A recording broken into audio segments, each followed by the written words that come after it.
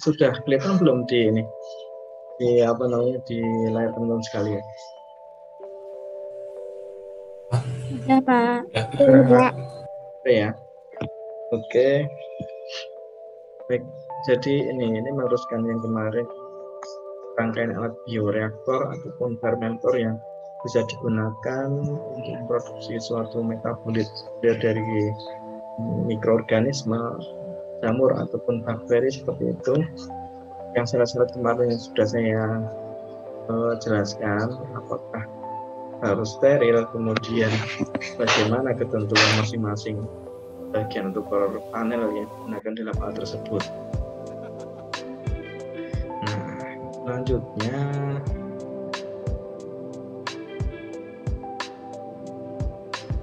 ya saya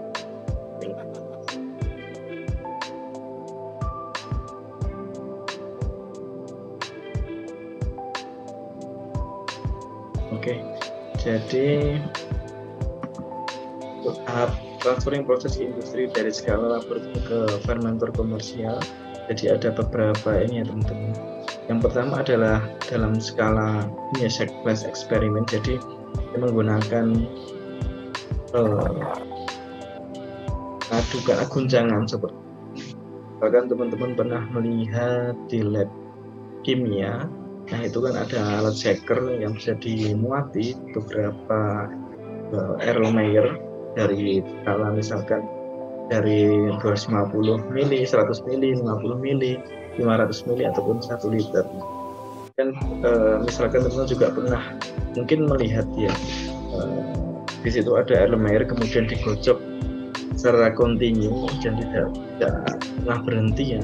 Itu adalah penelitian saya. Nah itulah salah satu bentuk implementasi dari bioteknologi yang memanfaatkan suatu mikroorganisme yang sudah terbentuk.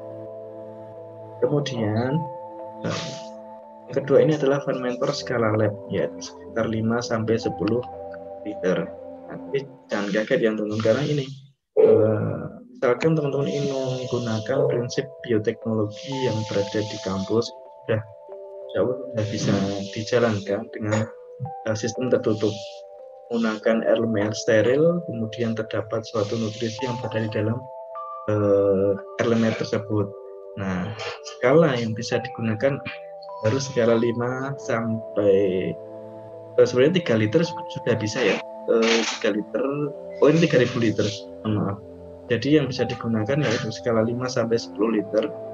Nah, Erlenmeyer pun yang digunakan di sini harus custom. Saya pernah menggunakan Erlenmeyer 5000 ml atau 5 liter.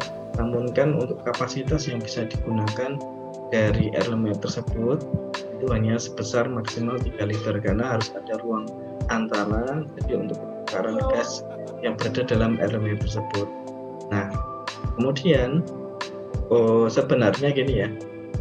Ke tahap 5-10 liter ini itu bukan berarti langsung gini teman-teman. Misalkan terdapat starter atau mikroorganisme yang sudah terpilih itu ingin dikembangkan kembali, itu tidak bisa langsung dikembangkan dalam volume 10 liter, namun harus melakukan kultur bertingkat. Misalkan menggunakan perbandingan 1:10 dari misalkan starter 5 mili at 50 mili nutrisi, kemudian 50 mili dari hasil pengembangbiakan yang pertama atau kultur pertama, kemudian ke dalam 500 ml. Nah, dari 500 ml nanti ke dalam 5000 ml. Jadi secara bertingkat, tidak bisa langsung digunakan pukul rata misalkan dengan starter 5 mili kemudian dengan perbandingan dengan nutrisi 10 liter seperti itu, tidak bisa. Nanti jadi kita ini memang bioteknologi di sini itu menggunakan prinsip pertumbuhan dari mikroorganisme tersebut. Nah, bahwa kita ketahui prinsip dari pertumbuhan itu di mikroorganisme itu ada 4 tahapan. Yang pertama fase lag atau adaptasi yang sering saya singgung di situ. Nah, apalagi di mikrobiologi sering saya singgung di situ agar jadi nanti implementasinya saya harapkan mikrobiologi itu tidak hanya uji aktivitas dari sintesa ini, aktivitas dari ini, tapi tidak kita memanfaatkan celah-celah yang berada di mikrobiologi, misalkan faktor pertumbuhan. Nanti kita akan di situ entah dari nutrisinya, dari kondisi lingkungan sekitar seperti itu. Nah, itu perlu di ini ya. Manipulasi keadaan itu tidak masalah. Tapi jangan manipulasi data. Nah, itu yang tidak. Kemudian skala pilot yaitu 300 sampai 3000 liter. Kemudian secara komersil ya 10.000 sampai 500.000 liter. Nah, itu untuk melakukan sebuah produksi yang dapat menghasilkan sebuah metabolit dan dapat dimanfaatkan untuk kebutuhan kita seperti itu.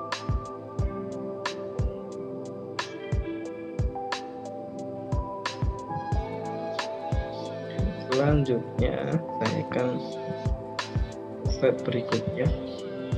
Nah, untuk pengembangan proses laboratorium, eksperimen fermenter skala lab. Jadi kita menggunakan batch proses, continuous proses, dan semi continuous proses. Nah, masing-masing pengertian ini sudah saya jelaskan di pertemuan sebelumnya. Gitu. Kita lanjut saja ke prinsipnya. Nah ini teman-teman, ada sistem dua sistem dalam fermentasi itu. Yang pertama adalah sistem tertutup dan yang kedua adalah sistem terbuka. Nah, apa yang membedakan antara sistem tertutup dan terbuka di sini? Jadi, misalkan teman-teman melihat dari pengertiannya, yang pertama misalkan sistem tertutup, tidak ada penambahan nutrien lagi, inokulasi, kecuali oksigen untuk yang aerob. Pertumbuhan berhenti setelah beberapa saat. Untuk sistem terbuka, itu nutrien secara kontinu dimasukkan setelah inkubasi. Nah, dalam kedua prinsip atau sistem dari fermentasi ini, sistem tertutup ini lebih bisa dikondisikan hasilnya atau kondisi di dalam fermentasi itu tidak ada kontaminan, peluangnya lebih kecil karena tidak ada sistem buka tutup untuk melakukan sirkulasi nutrisi di situ.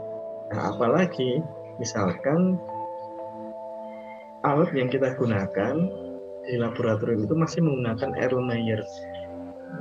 Bagaimana tidak terjadi kontaminasi, misalkan ada sistem buka tutup dari wadah tersebut, kecuali sudah menggunakan fermentor karena sudah tersistem sehingga suatu nutrisi yang akan dimasukkan ke dalam alat tersebut itu sudah bisa dikondisikan sehingga memperkecil kemungkinan terjadi kontaminasi. Kemudian kelemahan dari ini ya teman-teman, dari ini baru keuntungan baru kelemahan ya dari masing-masing sistem tersebut.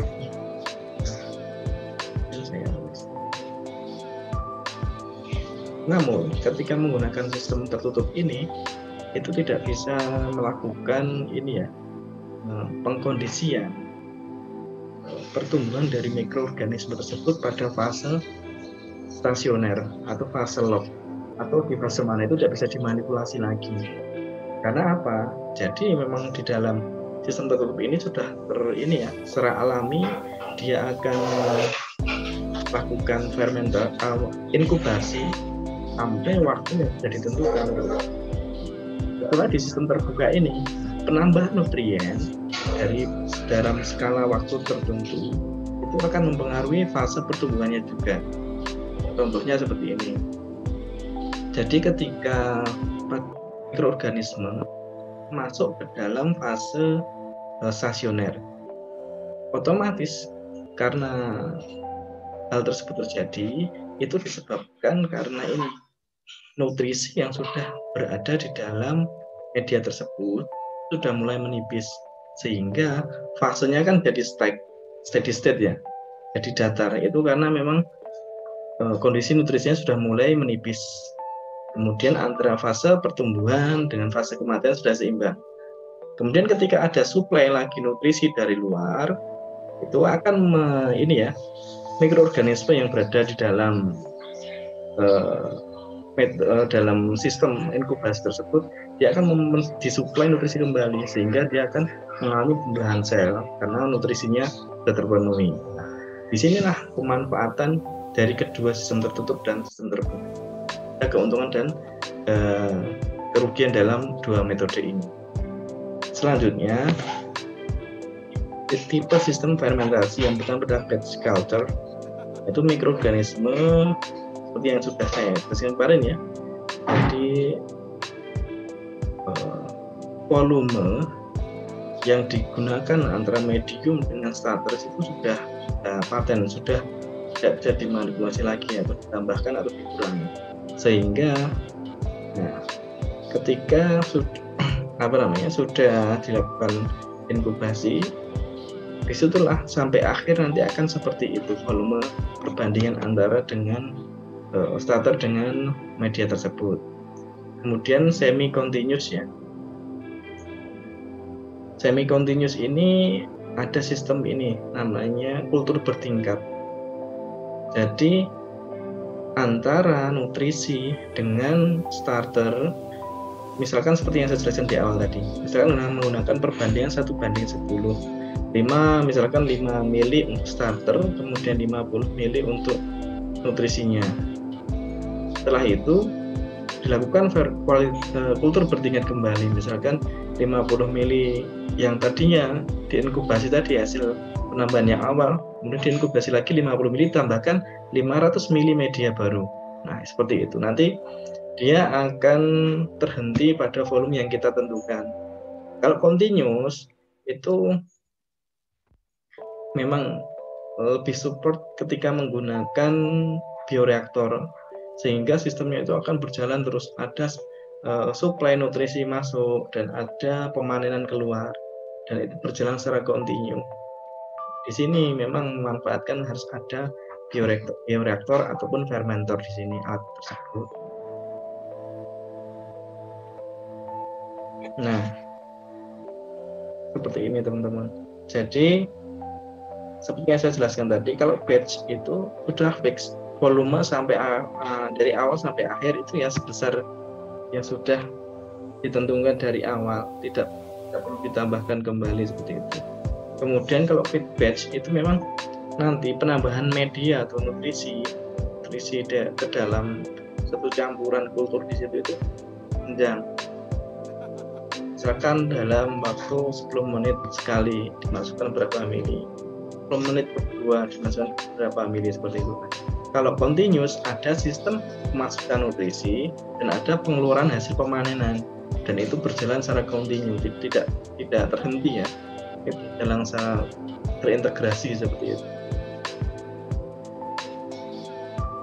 Nah, untuk batch culture memang tadi ya, volume memang sudah fix dari awal berapa, sehingga suatu sistem tertutup, tidak ada penambahan atau pengurangan media di dalam campuran kultur tersebut. Kemudian merupakan operasi reaktor yang sederhana. Nah, dikatakan hal tersebut karena menggunakan Erlenmeyer, dengan bantuan Erlenmeyer steril di situ. Kemudian bioreaktor diisi dengan medium fermentasi dan inokulum selanjutnya dibiarkan untuk melakukan prosesing gas atau panenan. Jadi setelah penambahan nutrisi atau dari inokulum dari mikroorganisme tersebut ke dalam media, itu dibiarkan sampai akhir waktu yang sudah ditentukan. Kemudian tinggal dipanen. Tidak ada penambahan nutrisi, tidak ada pengurangan volume di dalam sistem tersebut. Kemudian ketika fermentasi sudah berakhir, hasil fermentasi dipanen dan dilakukan downstream processing. Kemudian bioreaktor dibersihkan, disterilkan, diisi dan diinologi kembali.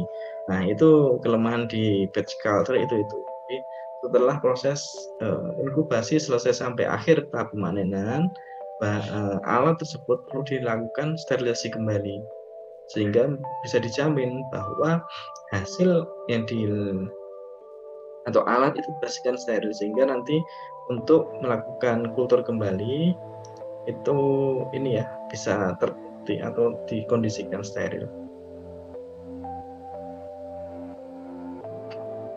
Culture itu merupakan proses yang dinamik di mana sistem tidak pernah mengalami steady state. Nah, jadi dalam artian berarti fase pertumbuhan stasionernya itu sangat pendek, tidak bisa diperpanjang. Nah, padahal produksi metabolit sekunder itu beroleh akumulasi dari fase awal stasioner sampai akhir stasioner. Oleh karena itu, dengan memanfaatkan konsep tersebut, bagaimana caranya untuk melakukan atau mengkondisikan suatu inkubasi itu berada di dalam fase stasioner terus, sehingga nanti hasil metabolit sekundernya akan terakumulasi makin banyak seperti itu. Di sini memang lebih cocoknya di tadi ya, continuous fermentation seperti itu. Kemudian laju pertumbuhan mikroorganisme akan berlangsung terus sehingga mencapai nol. Nah, karena tidak ada manipulasi keadaan, entah suplai nutrisi atau seperti yang di feedback culture tadi ya, sehingga ya ketika nutrisi habis ya udah mikroorganisme akan mengalami atau memasuki fase kematian, tidak bisa dilakukan manipulasi keadaan lagi, karena tidak ada suplai nutrisi baru atau yang segar seperti itu. Nah, ini teman-teman, tahap pertumbuhan dalam sistem batch, lag phase atau fase adaptasi. Eksponensial phase itu adalah fase pertumbuhan pembelahan sel itu yang sebesar-besarnya. Dan stationary phase itu adalah antara kematian dan pertumbuhan itu seimbang. Nah, di sini sudah terjadi ini teman, sudah mulai terjadi kekurangan nutrisi, hingga secara alamiah mikroorganisme akan melakukan metabolisme sekunder. Setelah itu, setelah memasuki fase akhir stasioner, barulah mikroorganisme masuk ke dalam fase kematian. Nah, di sini seperti racun, kemudian pigmen, kemudian ya zat yang ini ya, yang mayoritas terbentuk di sini adalah racun, sehingga jadi kematian salah satunya itu, dan racun tersebut bisa membunuh organisme lainnya, sehingga di sini akan terjadi sel-sel yang sudah ditemukan dalam sistem tersebut sudah berakhir, tidak bisa tumbuh lagi seperti itu. Nah, ini sistemnya.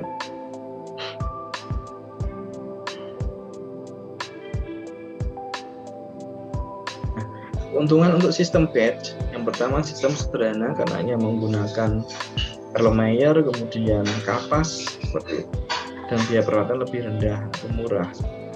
Kemudian produksi seragam atau konsistensi, karena apa? Dari awal sampai akhir tidak ada proses manipulasi keadaan sama sekali, misalkan tidak ada penambahan nutrisi dan sebagainya. Dan ini terdapat lag time, kemudian terbentuk toksin.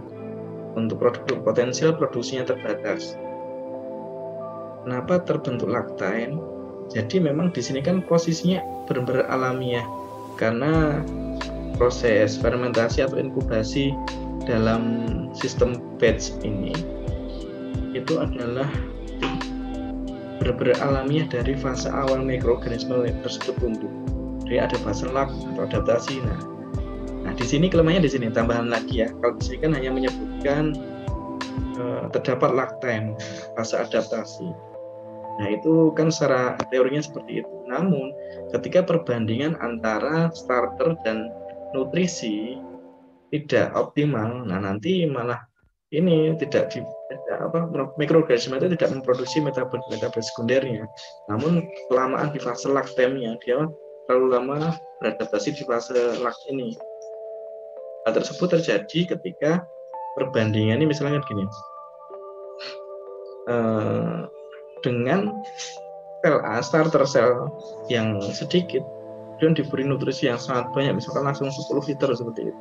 Nah, itu kan kemampuan mikroorganisme untuk menghabiskan semua nutrisi atau untuk beradaptasi dalam lingkungan tersebut kan membutuhkan waktu yang lama juga. Nah, sehingga ya, ini padahal kita memanfaatkan di fase stasioner untuk memproduksi metabolit sekunder. Nah, dengan sistem ini, misalkan nutrisinya berlebihan, nah nanti malah mandek di fase lag ini terlalu lama, sehingga tidak memproduksi metabolit sekunder yang kita inginkan. Kemudian terbentuk toksin. Nah, Kenapa terbentuk toksin? Karena dalam sistem batch ini akan masuk di fase kematian. Beda halnya dengan sistem continuous. Continuous itu nanti akan memproduksi metabolit sekunder aja, karena dengan sistem continuous itu dia akan mencegah mikroorganisme masuki pada fase kematian. Jadi diposisikan ke fase stasioner terus, sehingga akan terakumulasi produksi metabolit sekundernya. Kemudian untuk produk-produk potensial produksinya terbatas karena volume dan terkait dengan alat, misalkan hanya menggunakan Erlenmeyer dan memerlukan pengadukan itu kan terbatas volume atau besaran volume dari Erlenmeyer tersebut, hingga produk-produk potensialnya terbatas, memerlukan inkubasi berulang-ulang atau melakukan suatu fermentasi dari awal sampai akhir secara berulang, tidak bisa secara continuous seperti itu. Nah, ini untuk continuous culture. Di proses fermentasi berkelanjutan didesain sedemikian rupa sehingga pemasukan nutrisi dikontrol dan berlangsung secara konstan. Tahap awal proses sama dengan kultur batch, namun ketika kultur sudah mencapai tahap eksponensial, maka dapat diperpanjang terus sampai tak terbatas dengan secara kontinu menambahkan medium segar ke dalam sistem. Nah, ini bedanya dengan sistem batch tadi. Kalau sistem batch tadi, dia secara alamiah akan memasuki fase log, kemudian stasioner, dan fase kematian. Itu secara alamiah akan dan akan terhenti di fase kematian tersebut. Dengan sistem continuous, ketika mikroorganisme sudah lolos dalam fase lag atau fase adaptasi, kemudian akan masuk ke dalam fase log atau eksponensial. Nah, di situ kan nanti akan terjadi mulai terjadi kekurangan nutrisi dan akan masuk ke dalam fase stasioner, di mana dia akan membentuk suatu metabolit sekunder. Nah, prosesnya adalah metabolisme sekunder. Nah, untuk mempertahankan produksi metabolit sekunder tersebut, perlunya dilakukan suplai nutrisi agar fase pertumbuhan di fase stasioner itu dapat terjaga secara aman, secara kontinu. Sehingga harapannya ketika sudah stasioner dalam jangka waktu lama, metabolit sekunder yang terbentuk akan terakumulasi, dan kemudian rendemen dari metabolit sekunder yang kita inginkan itu akan berjumlah banyak atau prosentasenya besar bandingkan dengan sistem batch tadi. Nah, untuk sistem continuous fermentation, memang bioreaktor secara terus-menerus disteril dan volume konstan selalu dipertahankan, karena ketika ada volume yang keluar kemudian digantikan dengan volume yang sama atau suplai nutrisi dengan volume yang sama, sehingga volume akan konstan. Kemudian keadaan steady state akan selalu tercapai, di mana laju pertumbuhan mikrobia akan sama dengan jumlah mikrobia yang digantikan dari fermentor, hingga proses metabolisme sekunder dalam inkubasi tersebut akan terus terjadi dari awal sampai akhir. Karena apa? Ketika sudah mikroorganisme tersebut sudah mau memasuki fase kematian, secara otomatis fermentor akan mensuplai nutrisi yang baru, sehingga fase steady state atau fase stasioner akan selalu terbentuk dan akan terakumulasi hasil metabolisme sekundernya. Bioteknologi memanfaatkan itu, teman-teman. Namun ketika sudah berbicara dengan bioteknologi, kita harus mempunyai nutrisi ataupun media pertumbuhan dari mikroorganisme tersebut sudah optimal untuk mikroorganisme tersebut atau mikroorganisme sudah kita seleksi, sehingga harapannya ketika nutrisi yang kita suplai itu sudah sesuai, nantinya rendemen dari metabolit sekunder, dari hasil metabolisme sekunder akan besar persentasenya.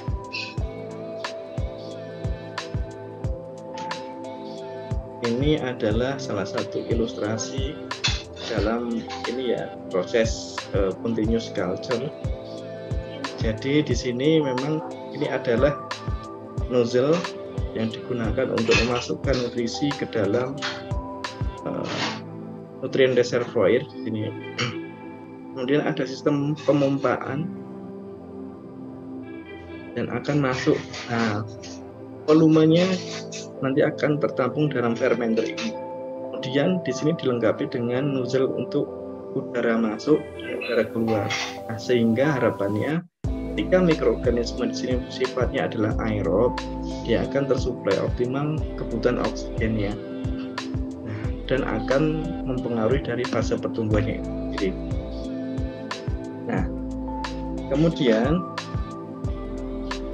di sini teman-teman, ketika udara atau oksigen yang keluar sebelumnya harus memang ada filterisasi, sehingga diharapkan atau dikondisikan udara yang sudah keluar dari fermenter ini tidak akan mengkontaminasi lingkungan sekitar. Nah, hasil fermentasi dari fermenter ini nanti akan memasuki fase ini ya, fase reservoir atau pemanenan. Yang di sini antara sel dengan metabolit yang terbentuk sudah terpisah.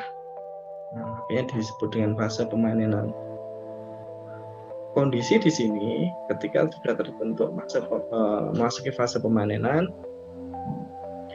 akan disuplai lagi atau kembali nutrisi masuk ke dalam fermenter tersebut, sehingga fase steady state tadi, fase stasioner akan tetap terjaga, sehingga ada suplai nutrisi, ada pemanenan, ada nutrisi, ada pemanenan seperti itu. Walaupun tetap memasuki fase lag ya, awal continuous culture ini juga pasti memasuki fase lag dan eksponensial, namun ya sudah masuk di fase stasioner itu dikondisikan atau berhenti di fase stasioner terus, sehingga mikroorganisme tersebut akan memproduksi metabolit sekunder dan proses metabolisme sekunder di situ.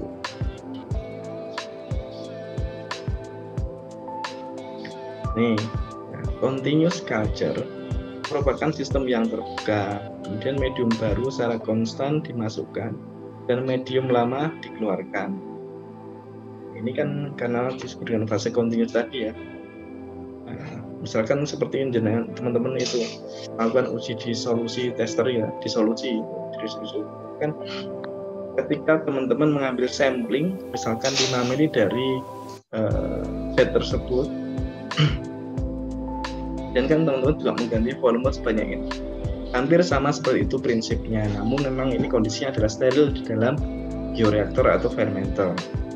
Kemudian memungkinkan terjadi pertukaran gas karena memang ada suplai udara masuk, kemudian ada suplai udara keluar.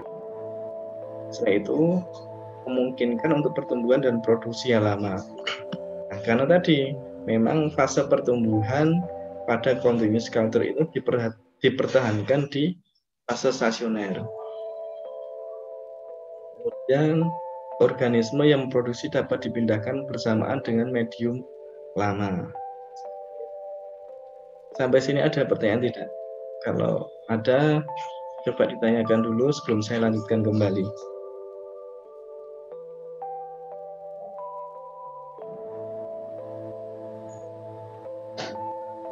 Halo? Pertanyaan tidak sampai sini?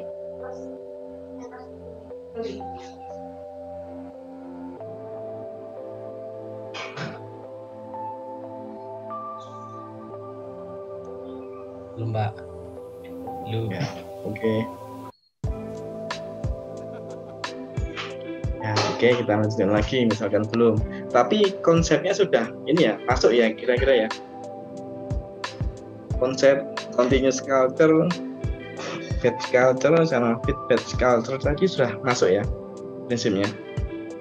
Nah, perbedaan dari continuous dan feedback culture tadi hanya di sini teman-teman.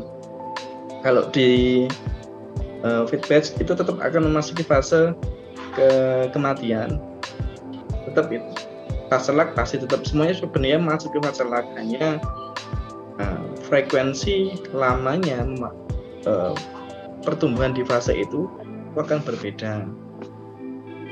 Nah, continuous ini dipertahankan di fase log akhir sampai stasioner akhir, sehingga memang terjadi akumulasi produksi metabolit sekunder. Nah, namun kalau feedback itu ya hanya ini, dia sama akan menambahkan nutrisi secara kontinu, secara bertahap, namun tidak ada proses pemanenan di sela-sela proses itu. Jadi suatu saat itu akan terhenti di fase kematian.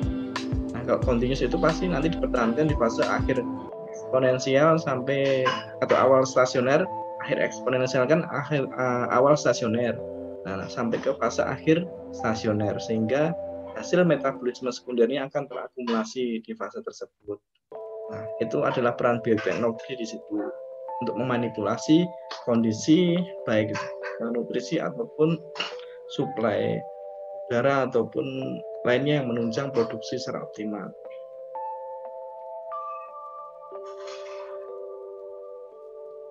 Kemudian, nah ini, sesuai untuk produksi senyawa yang diskresikan organisme ke dalam medium. Oke. Dan memungkinkan untuk memonitor secara kontinu dan memodifikasi lingkungan kultur. Nah, modifikasi lingkungan kultur di sini adalah tadi teman-teman, jadi nutrisi dalam kultur itu perlu dioptimasi. Bagaimana sih untuk memproduksi atau menghasilkan rendemen metabolisme sekunder yang lebih besar? Nah, di sinilah peran bioteknologi. Kemudian bermanfaat apabila produksi molekul yang tidak perlu diatur ulang. Nah, karena memang untuk mengkondisikan mikroorganisme itu sangat susah, jadi karakternya sangat variatif. Namun ketika mendapatkan suatu mikroorganisme yang pada dasarnya tidak memerlukan penggantian kondisi kultur pada saat proses fermentasi, itu tinggal ditunggu saja, tinggal menerima hasil pemanenannya, kemudian melakukan ekstraksi, purifikasi, kemudian elusidasi. Nah, dapatkan apakah yang dihasilkan adalah antibiotik baru ataupun antibiotik yang sudah ada di pasaran, ataupun antifungal baru ataupun antifungal yang sudah di pasaran, ataupun steroid baru ataupun steroid yang sudah ada di pasaran. Itu diharapkan memang terakumulasi secara besar metabolisme sekundernya.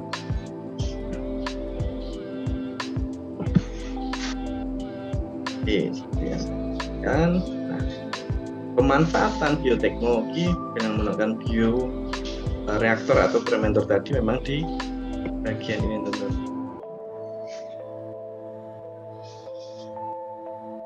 Oke, jadi di mana sistem tersebut dipertahankan agar fase stasioner yang terjadi makin lama jangka waktunya, bahkan tidak akan memasuki fase kematian atau dead phase. Nah, ini sampai sini pokoknya. Nah, itu adalah memanfaatkan bioteknologi pada dalam produksi metabolit sekunder, pada proses metabolisme sekunder.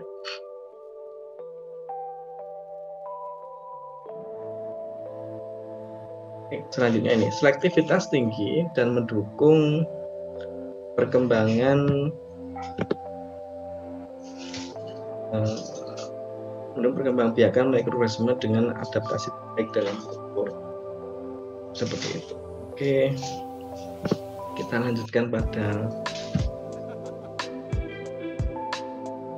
kelemahannya di sini, untuk pengoperasiannya mahal karena memang membutuhkan bioreaktor atau fermenter bagi alat tersebut.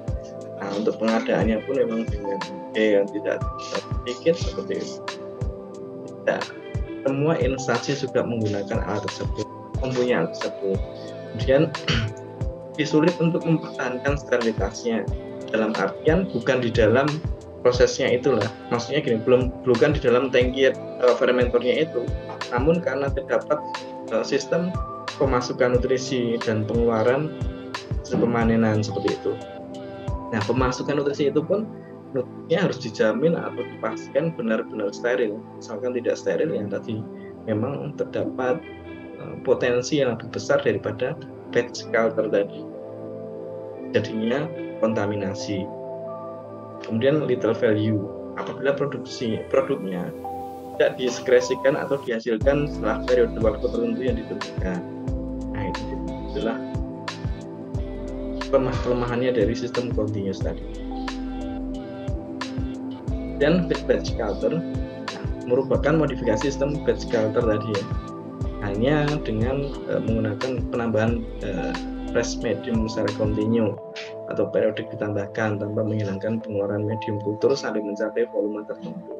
Jadi kalau continuous culture tadi kan bisa dipanen hanya penambahan nutrisi saja, tapi kalau feed batch culture itu hanya penambahan nutrisi saja, tapi tidak terdapat proses pemanenan, tapi di volume akhir optimal nanti ya baru bisa dilakukan pemanenan.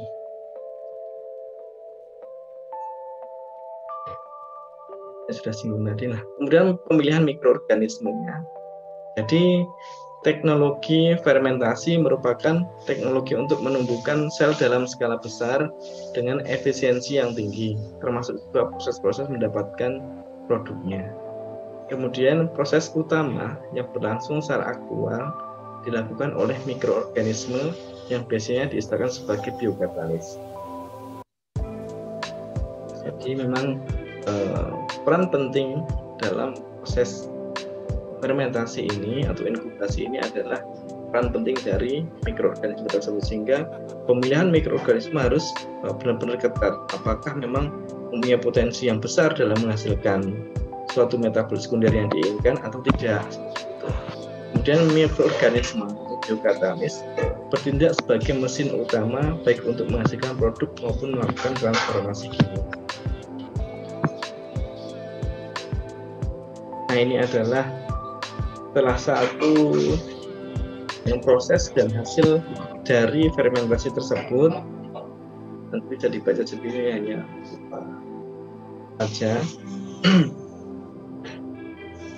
Nah, keuntungan menggunakan mikroorganisme dalam proses fermentasi tersebut. Yang pertama, memiliki laju pertumbuhan yang sangat cepat. Nah, laju pertumbuhan di sini memang ya, kalau misalkan di penelitian saya itu ya paling lama memang 14 hari sudah mendapatkan hasil metabolit sekunder. Dan sebenarnya dari hari ketiga itu sudah memulai ini melakukan metabolisme sekunder, karena memang kondisinya memang dikondisikan bagaimana terpenuhi, namun akan cepat dalam bakteri akan masuk ke dalam fase stasioner, sehingga dalam waktu 3-5 hari sudah mulai memproduksi metabolit sekundernya. Dia akan terakumulasi. Nah, misalkan akan continuous ya, nanti akan dipertahankan di fase stasionernya. Misalkan batch ya, nanti akan memasuki fase kematian. Namun sebelum fase kematian, nah gini teman-teman, cara mengatasi agar tidak metabolit sekundernya itu tidak terkontaminasi dari toksin atau zat racunnya itu, nanti ketika sudah mau masuk ke dalam fase kematian, nah di-stop fermentasinya. Jadi langsung dilakukan pemanenan. Nah, namun untuk mencapai atau untuk mengetahui fase pertumbuhan itu sudah masuk kematian atau belum, nah kayaknya perlu optimasi fase pertumbuhan dari mikroorganisme tersebut, sehingga nanti akan diketahui apakah jika sudah masuk 8 hari itu sudah memasuki fase kematian atau belum. Jadi nanti hari ke-7 sudah dilakukan pemanenan, itu bisa dengan pendekatan itu.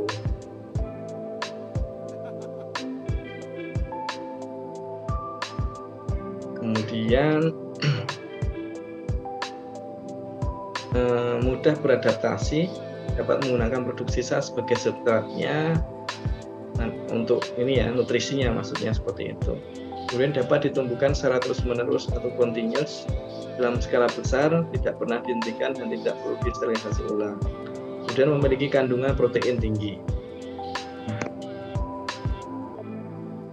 Kemudian mampu menghasilkan produk yang tinggi dari yang mungkin kecil, jadi skalanya kecil tapi dapat menghasilkan produk yang tinggi dari segi kualitasnya. Kalau misalkan mengandalkan volume randomment, memang mikroorganisme itu harus sabar, karena randomment atau metabolisme sekunder dari suatu mikroorganisme itu kecil, sangat kecil. Dan secara genetik dapat dimanipulasi, betul di sini.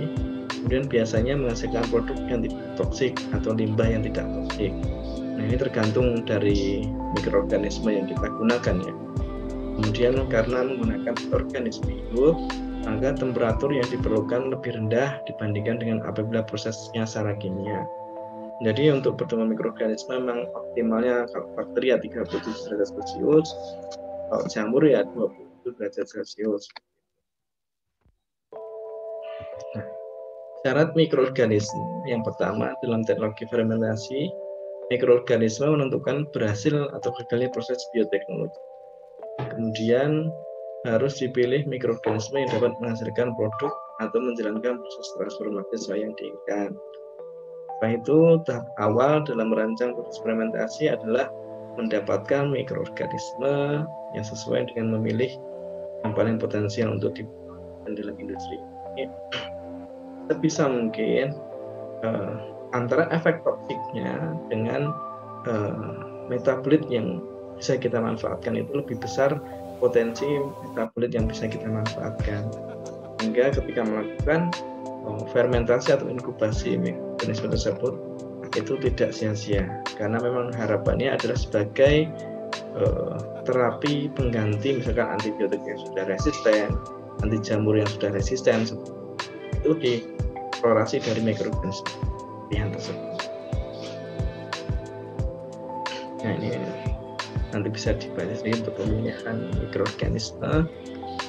Nah, cara memperoleh strain mikroorganisme bisa ini ya, dengan cara membeli dari culture collection. Jadi misalkan kita bisa membeli suatu tolat mikroorganisme dari orang lain, bisa, atau perusahaan lain bisa, dan men-screening dari sumber alam. Nah, untuk men-screening dari sumber alam ini memang merupakan tahapan yang panjang. Untuk memberi dari culture collection kan tinggal melakukan fermentasi saja dengan media yang diberikan. Kalau harus men-screening dari awal, prosesnya sangat panjang dan membutuhkan biaya yang lumayan. Dan melakukan rekayasa genetika, kemudian melakukan mutasi dan menerapkan teknik biologi sel. Jadi di biologi sel nanti kita juga apa sih?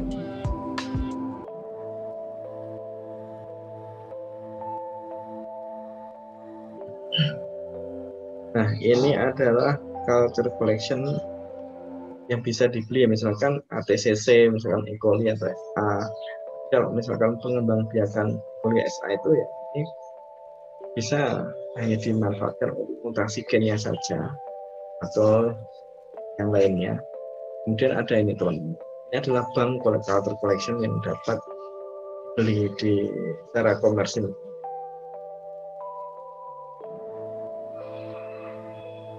Screening dari sumber alam, misalkan lokasi sampling, itu dari lokasi tempat mikroba tersebut tumbuh.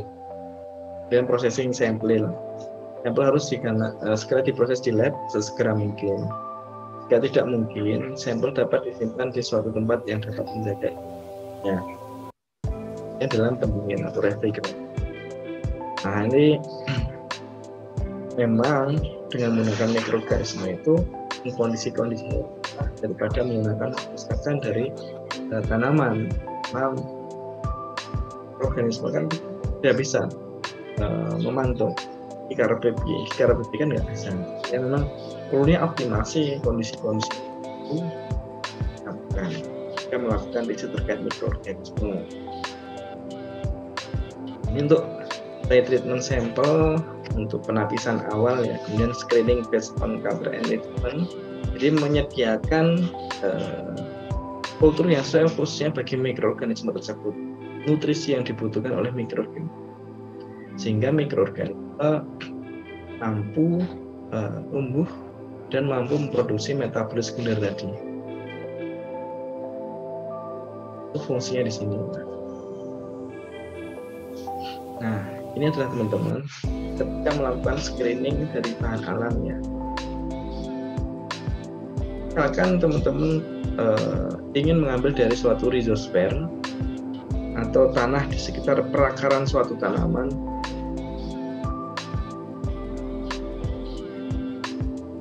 kemudian bisa dilakukan pertumbuhan dalam suatu media, misalkan kalau saya menggunakan media SNA seperti itu, tambahkan nutrisi logam yang dibutuhkan. Nah, setelah ditumbuhkan pada suatu media agar koloni akan tumbuh, misalkan koloni spesies dari Streptomyces ya. Di samping atau di sekitar koloni nanti akan muncul zona bening. Itu adalah kultur yang bisa kita dengan pendekatan tertentu bisa dimanfaatkan. Seperti kultur ini, koloni ini yang saya tunjuk dengan kursor ini. Nah, kemudian diambil, digoreskan saja dan ditumbuhkan di media baru. Ini adalah hasil pemurnian suatu mikroorganisme yang kultur pada medium yang sesuai, misalkan dalam kultur cair, SNB ya, misalnya SNA, sekarang SNB. SNA-nya itu agar, B-nya itu broth atau cair atau liquid. Nah, nanti bisa digunakan untuk starter melakukan fermentasi.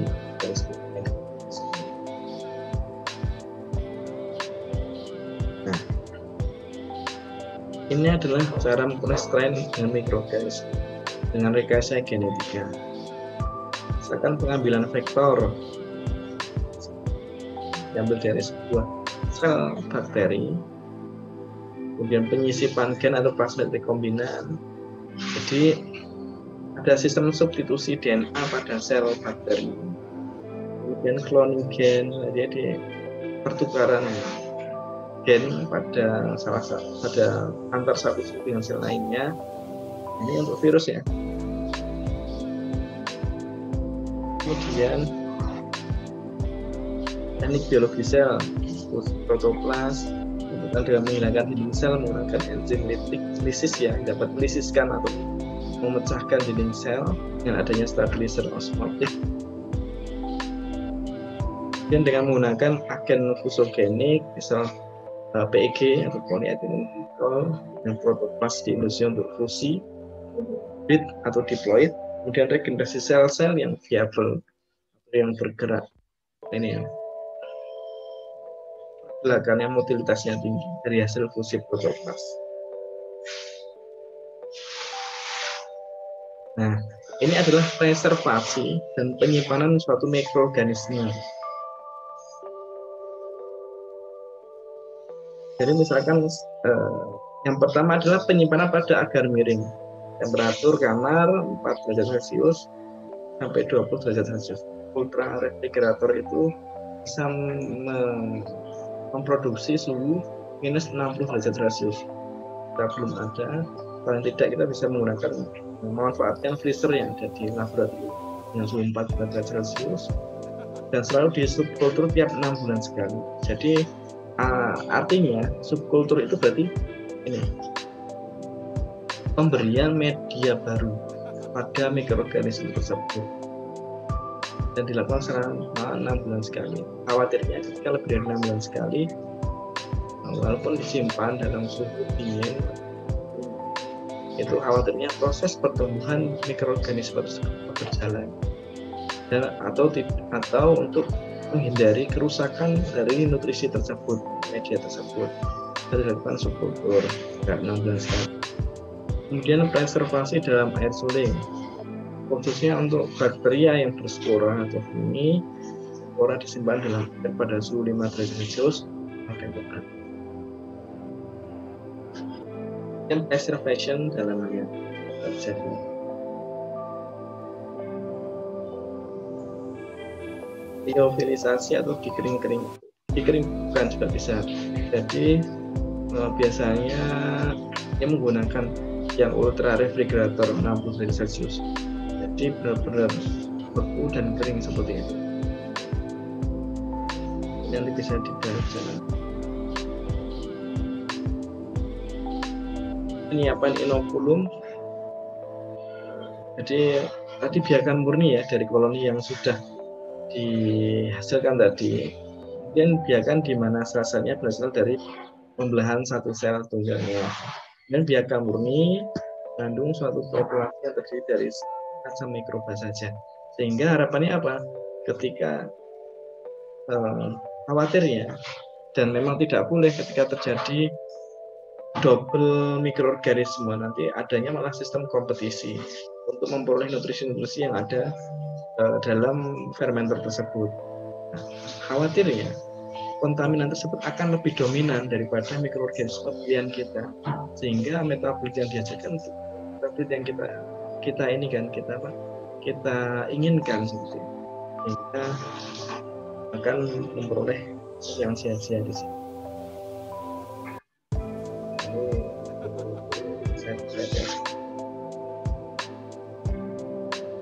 Ini sebenarnya prinsip yang sama. Nah,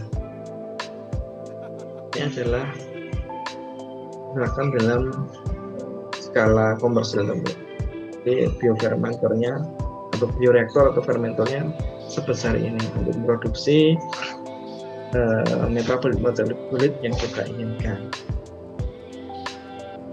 Untuk media, jadi memang media dalam fermentasi ini media yang sudah optimal atau hasil optimasi. Yang pertama, mengandung nutrisi yang dibutuhkan bagi pertumbuhan sel, itu satu. Kemudian mengandung nutrisi yang dapat sebagai sumber energi bagi sel, tidak berdasari untuk energi juga. Kemudian ketiga, tidak mengandung zat yang menghambat pertumbuhan sel. Kemudian yang keempat, tidak terdapat kontaminan yang dapat meningkatkan persaingan dalam penggunaan nutrisi. Yang sebelumnya saya jelaskan tadi, akan ada kontaminan nanti akan menjadi kompetisi di sini, saingan dalam memperoleh nutrisi. Dan yang kelima, harus mengandung semua elemen yang cocok untuk sintesis substansi sel maupun sintesis produksi produk metabolit. Yang keenam, gen yang terkandung harus dapat diformulasikan menghasilkan produk target. Seperti itu untuk alat media. Ini secara logika saja sudah pernah teman-teman dapatkan terkait faktor-faktor atau syarat media yang bisa digunakan untuk melakukan fermentasi. Sampai sini ada yang ditanyakan tidak, teman-teman?